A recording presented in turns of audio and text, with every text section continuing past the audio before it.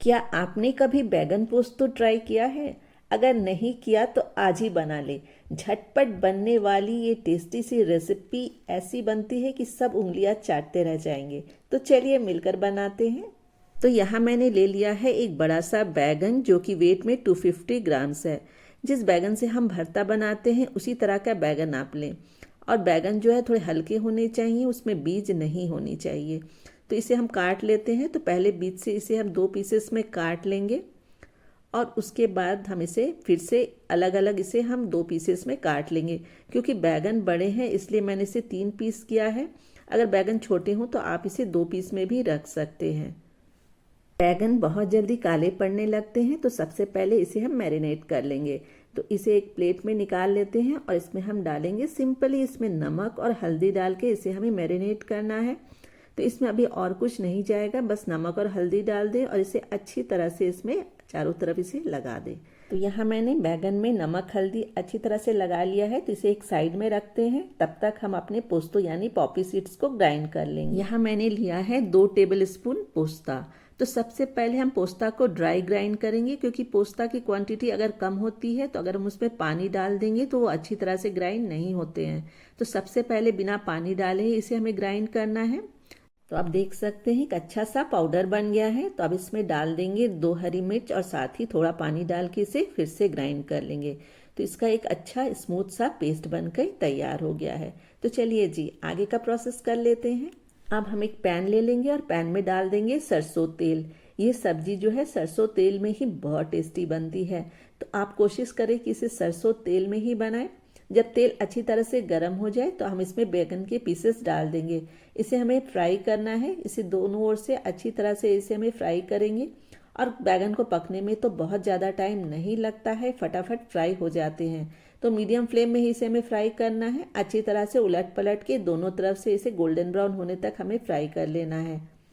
इसके पहले भी मैंने आप लोगों के साथ पोस्तों की बहुत सारी रेसिपी शेयर की है, जैसे आलू पोस्तो है, भिंडी पोस्तो है, सहजन पोस्तो है, जिसे आप लोगों का मुझे भरपूर प्यार मिला है।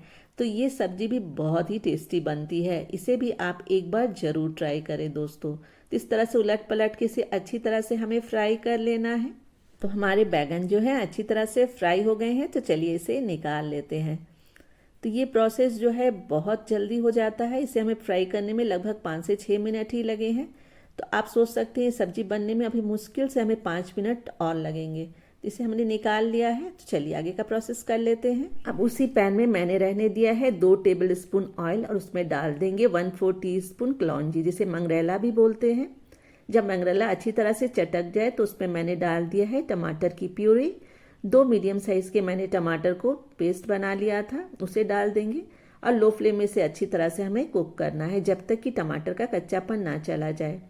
तो अब इसमें डाल देंगे लहसुन का पेस्ट। तो मैंने लहसुन को क्रश करके डाला है। 5-6 लहसुन की कलियां ली थी मैंने, इसे खलबट्टे पर क्रश कर लिया है। तो ये लगभग ½ टीस्पून लहसुन है और इसे भी डाल के हम अच्छी तरह से हमें कुक करना है। अब हम इसमें डाल देंगे नमक और हल्दी। नमक डालने से टमाटर भी हमारे बहुत अच्छी तरह से कुक हो जाएंगे। साथ ही मैंने इसमें हल्दी डाल दिया है, ½ टीस्पून काश्मीरी लाल मिर्च है और 1/4 टीस्पून मैंने इसमें डाला है धनिया पाउडर। धनिया पाउडर इसमें बहुत ही कम जाएगा, मैंने इसमें 1/4 टीस्पून ही डाला है। अच्छी तरह से इसे मिक्स करते हुए इसे कुक कर लेंगे जब तक कि ऑयल जो है वो सरफेस पे ना आ जाए। तो हमारे मसाले भी बहुत अच्छी तरह से भून चुके हैं। तो अब हम इसमें डाल देंगे अपने पोस्ता का जो हमने पेस्ट बनाया है, वो हम इसमें ऐड कर देंगे। पोस्ता डालने के बाद हम इसे 1 मिनट तक अच्छी तरह से लो फ्लेम में इसे भून लेना है। तो फ्लेम को लो ही रखें क्योंकि पोस्ता जो है वो सरफेस पे चिपकता है।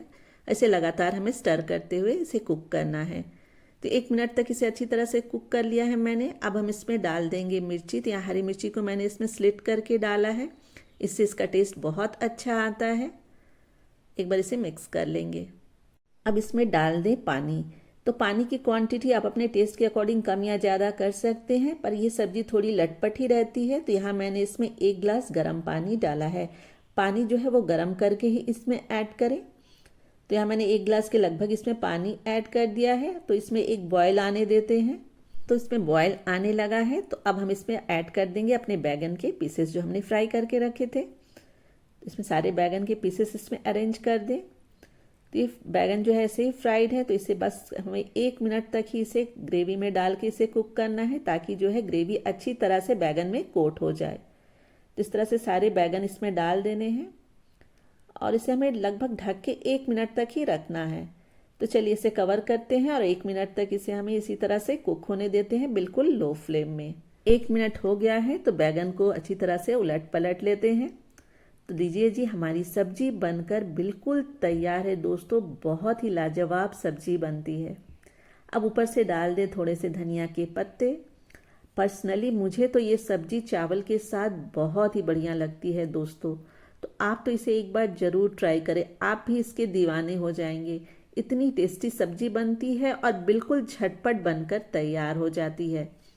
तो दोस्तों मैं तो चली खाने, आप भी इस रेसिपी को जरूर ट्राई करें और अपना फीडबैक मेरे साथ जरूर शेयर करें। तो जल्द ही आप लोगों से मिलती हूँ एक नए रेसिपी के साथ। Till then goodbye, take care, have a nice time.